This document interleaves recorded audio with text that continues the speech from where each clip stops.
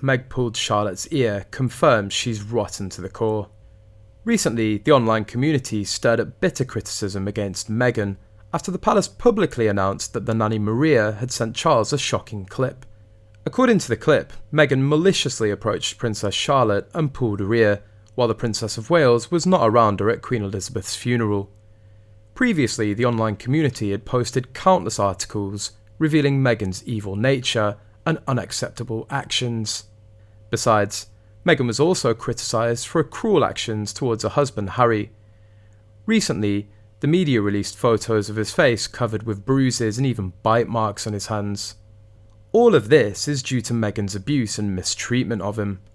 All of the top Hollywood celebrities have started to unfollow Meghan on Instagram and other social media sites. No one wants to be friends with her. In other news, the Duke and Duchess of Sussex are at odds whether or not to lose their titles after the Netflix series laid bare the worsening relationship between Harry and Meghan and the royal family.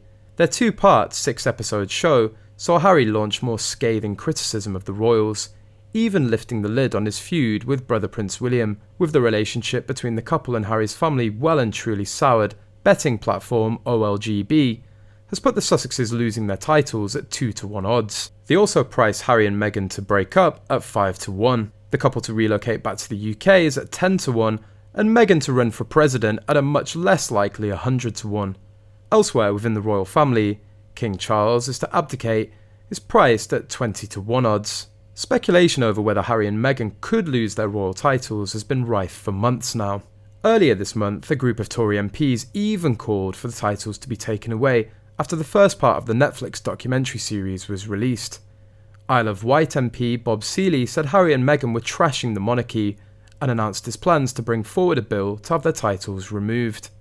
He added, "There's a political issue here. As well as trashing his family and monetising his misery for public consumption, he's also attacking some important institutions in the UK." Tim Lofton, MP for East Worthing and Shoreham in Sussex, tweeted at the time that he was ashamed of Harry and Meghan, ashamed that they bear the Sussex title. He said, "As a Member of Parliament for a Sussex constituency, and having been born in Sussex and lived most of my life here, I am ashamed that this deeply embarrassing couple bear the title of our great county. It's time to take the titles back." While some Tory MPs were eager to strip Harry and Meghan of their titles, Prime Minister Rishi Sunak appeared to dismiss the idea.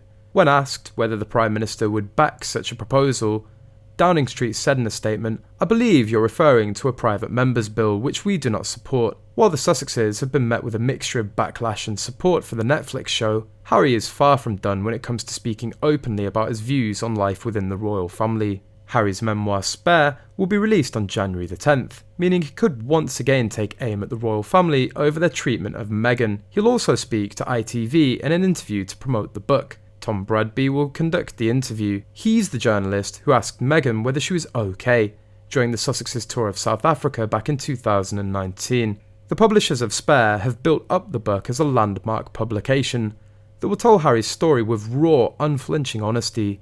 They also say the book will be full of insight, revelation, self-examination, and hard-won wisdom.